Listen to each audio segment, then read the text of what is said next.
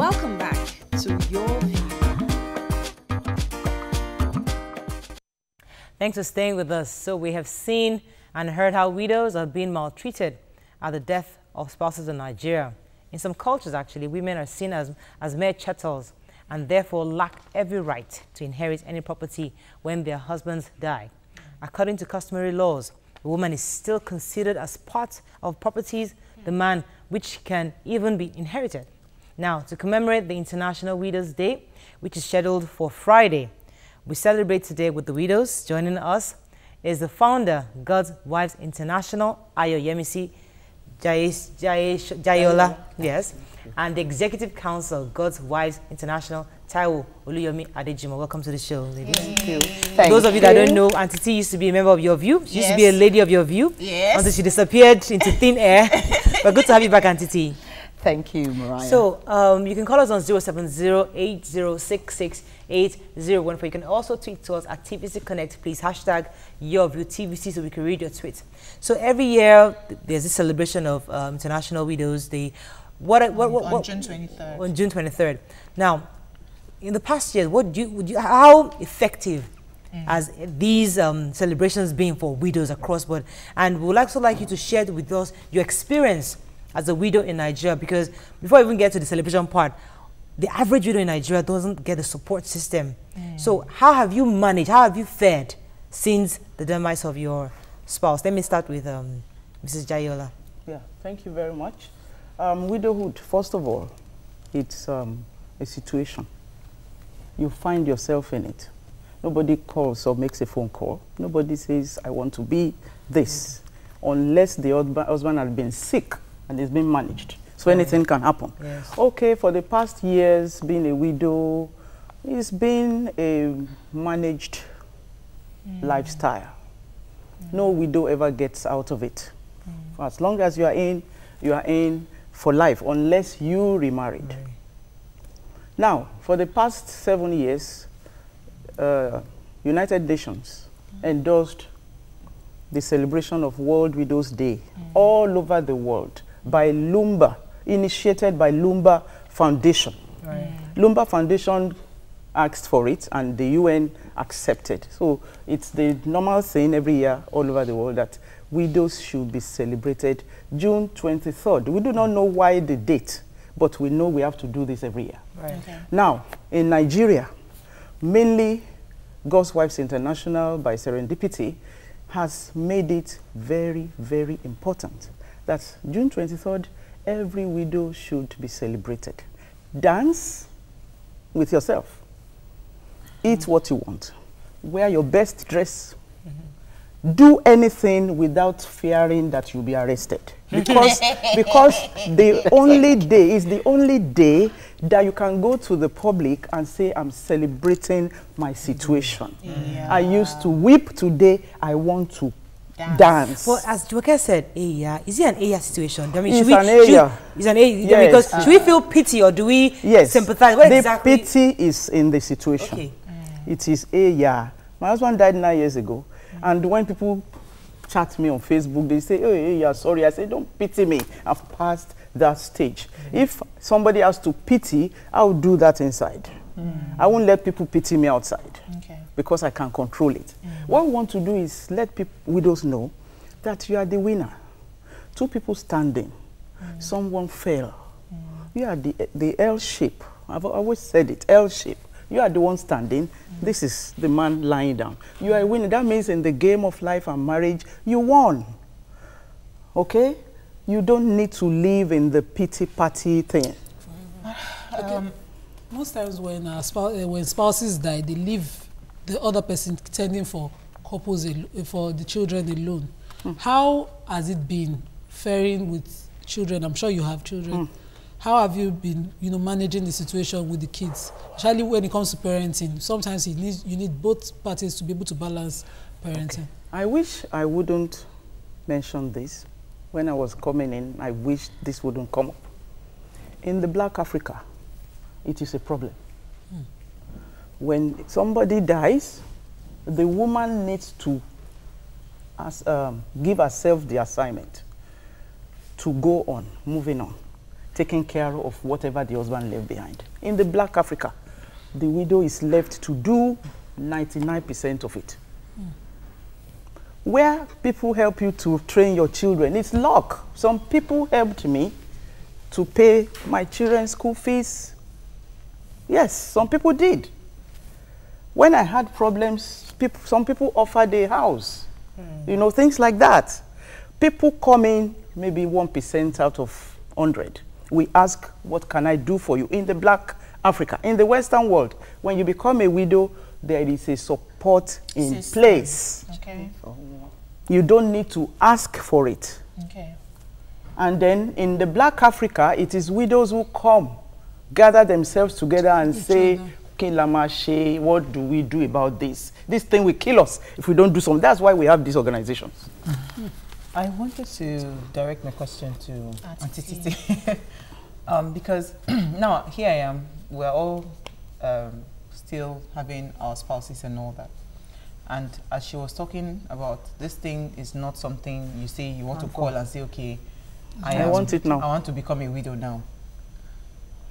Is there anything that is being done even for women that are still in marriage, you know, preparing just in case of any eventual? I know we like to say God forbid. Because everybody will die, Sha. You know, because people don't like to live with, I mean, when you hear that, go and write your will, they say, God forbid, I'm not dying. You know, there's this God forbid syndrome that it's not going to happen to me.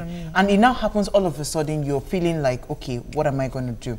So is there something, even for the people that are married, you know, your husband might not be sick or anything. Is there any kind of plan in place for women, training in place of women that are already married, so that when you come into that situation, if it eventually happens, you know, you are better ready. Such, but no, but that's the thing.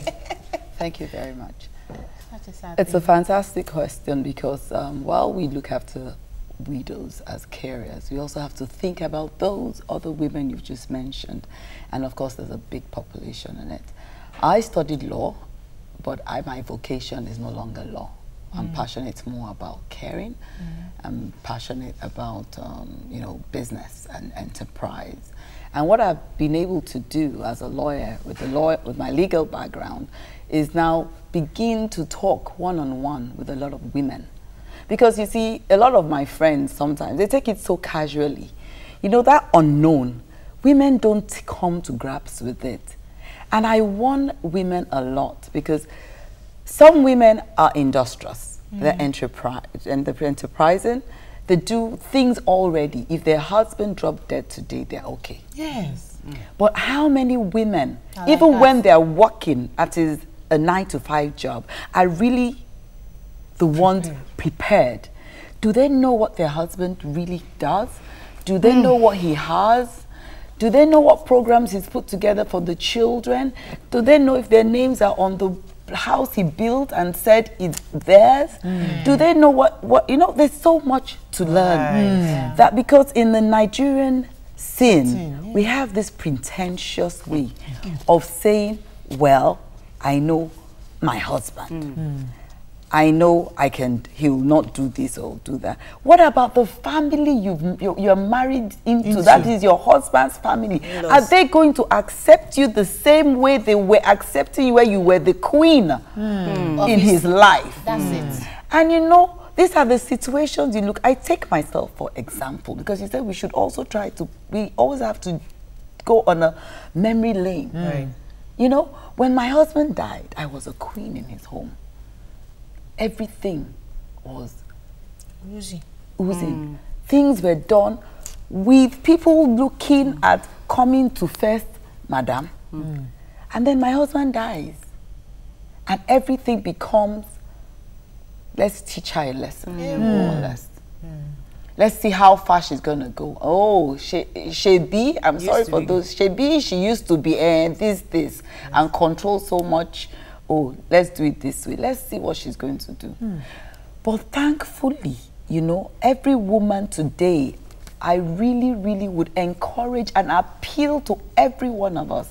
There's some people doing an excellent job. In fact, except we also want to pretend, there are a lot of women that are the ones carrying the house. True. Nowadays, you find out that a lot of women are the ones that are the breadwinners. But for those of us, the ones that are kept, the ones that have rich husbands, wealthy husbands, people who just, you know, you do everything is done for you. You don't even know where. You don't know how like diesel Emma's is wife, in the... right. Let me come to Jumoke has a question. So I was saying, based on your summation, that really and truly there are some women who are breadwinners of their homes. There are some women who are empowered already, but when they become widows, they lose everything. So it's not for the lack of empowerment, but you don't see the same thing happening to widowers. So back that's to a good one. Yes. Yeah. So it comes back to this inequality. You know, how do we address the issues? Gender inequality. I'll pause you and see when I come back. When we come back, we're going to continue this conversation. Stay with us. We'll be right back.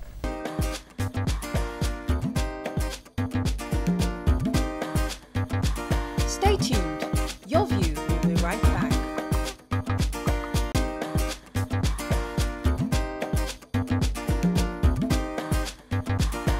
Welcome back to Your View. Welcome back. So we'll continue the conversation because we want people out there to learn from your experiences. So I wanted Mrs. Jayola to share some experiences that you know about, or even of some of your experiences, anyone you want to experience. Let us even learn from that. Yeah. Thank you very much. Experiences doesn't lie with one person. Once you are widowed, the experience is the same. The grieving is the same. It's everything about that widow and you. Now, at the onset of widowhood, the first thing a widow gets at the onset, epele, sorry. Pity. Sorry, pity, yeah. Call it pity, we call it epele, yeah, you know. And after the burial, you find yourself alone. I was afraid to come into my house after I buried my husband. I was afraid to walk on the ground after the funeral because I was stepping on him. He was down there. I was afraid to walk because I'm knocking his head. You know, that was the feeling, the trauma, you know. And then walking into the home again, I found everywhere calm. People stopped calling. People stopped visiting.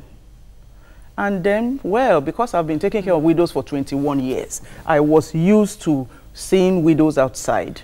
We didn't look for them. Widows came to us for care, for help. We did. When this thing happened, I had to say, if I don't go and look for these 28 widows that we had, I will die. Let me go and acquaint myself with them so that they will be visiting me so I won't be lonely. And from 28, we're over 6,000 now. Wow. Now, the gender thing. Yes. When a widow loses her husband, unfortunately, my husband and his lawyer were discussing one day in the clinic about women being chattels and all that. I said, what do you mean? They are property owned by men. Wow. My husband said, no, my wife is not my property. She's my partner. The man said, she is your property. And I found out that when he died, I found out that a widow is a property. She's a chair that could be shifted from here to there. Yes, so. And then if she has a bad leg of the four, they could throw it away. If she doesn't call a carpenter to mend that thing so that she won't be, you know, that is the situation. And the gender thing is a sort of disease in the Black African society, that the woman doesn't feel confident anymore. She does. Even she loses friends. Some of our relations that do well with her may even... Sorry, ma, sorry to cut you. This statement about a woman being a chattel in her husband's home is something that is not too far from our culture. Women are always lesser in our culture. Yes, I'm happy you are saying that. I'm happy you are saying that too. Let me get to my point. When we have like a family setting, the women know their place. It's a woman's place. It's wrong for a woman when the men are in council to have a say. Talk less of, even when it's a decision that concerns her and her children. And it's custom. And we've been silent over the years. So what's different when it comes to chattel, woman lesser. I had never been brought up to believe that a woman is lesser. Maybe around my culture, when I got married, I didn't live like a lesser person. It depends on the man. My husband told me that it's the head, that without the neck, the head cannot stand. A woman has a lot of function in the home and in the life of the man. Now, chattel is the black African word, which has been accepted in the society at large. How do we change it? How do we change it? Awareness. How do we change it? Awareness. And then also thinking that chattel, revisiting that position, that this same chattel does a lot in the family. Okay. Let me take this call. Come to work. Thanks for calling. Are you there? Good morning, Mariah. David, are you there? Please, thanks for calling. Go ahead. Good morning. My name is Deji. Deji, go ahead. Actually, I don't know what people are talking about this one because I'm not on. But I want to bring something to your notice, Mariah. But by the way, I'm a first caller. Thanks for calling. Thanks for calling, Deji. Yeah. You guys are doing a wonderful job. God bless you. I really appreciate You have 10 guys. seconds, Deji. What's your Okay. I know that Governor Bode said that he always watches people every morning. Right. This is what I want to bring to your notice. If you go to Lagos market, you take your phone to the market to buy something, and call around to help you carry your load. On your way to your park. Unfortunately, I can't hear you. It's not very not clear. Watching. Yeah. Yeah. You know, I want to ask a question because widowhood comes with different ages. Do you understand? Do you think the pressure she's talking about, because I've seen very young, my friend, I mean, less than a year, she got widowed, you know, and, you know, she's not remarried, but because she's younger, you know, maybe it's easier for her to manage. Do you think age has anything to do with, you know, how the situation will turn out, you know, after the passing of one's imagine spouse? that a widow that's even retired. you know, age has nothing to do with it. Okay. Loss and grief is The same. the same. No, I'm talking about But like in an terms afterlife. of an afterlife, Yes. with a younger person, maybe she's had lesser time in terms of family union. You know, when you marry into a home, you become part of that the home, home. yeah. And you do things according to the tenets of an iyawo, as we call it in the Yoruba. It's all about duty. It's all about duty. With a younger person, because she has not been cemented that much Right. in the system, it's easy to take out your leg, Right. you know, and you say, well, I'm going to do this. I'm going to do it my way. Right. Also, a younger person has a longer time, most likely even if it's a young person who has had only one child. Yes. Unlike an older person who has 6 children and is wondering how in the world am I going to cope with this situation. So what is your, because we have to round off soon, what's your organization doing to help widows out there? Friday is the day of a celebration. Aside from going to dance and celebrating yourself as a widow, what is your group doing to help? What kind of support are you providing for widows out there? The first thing I would say is not really just a time to dance, because the dancing is starting from your room. It's a time to come out on that day, because I think it's the first time, but we are going to take an awareness walk from Anchor events to the State House. Nice. Oh, wow. And we have called different organizations To join us. that are also doing the same work we're doing, because we're not the only one doing it. There are many people out there doing a great job. Oh, nice. You know, and if we all can go there, it will start a good awareness. Why? For governance. We have the House of Assembly, we have the governance, that is the state. We think it's time for us to change laws. You know, we were talking about women, gender and all that. If we do such things, then it's easy for people to say, we're working. The gender equality bill is at the National Assembly. Let's just push more for it. Joshua says, the widows who are determined will discover the strength they have within. My super mom is a great example. Omodafe says, I never see my wife as a lesser person. Rather, I see her as my companion and backbone. I take her advice 100%. The question is, does your family see her that way? So if you pass on, So issues of in-laws.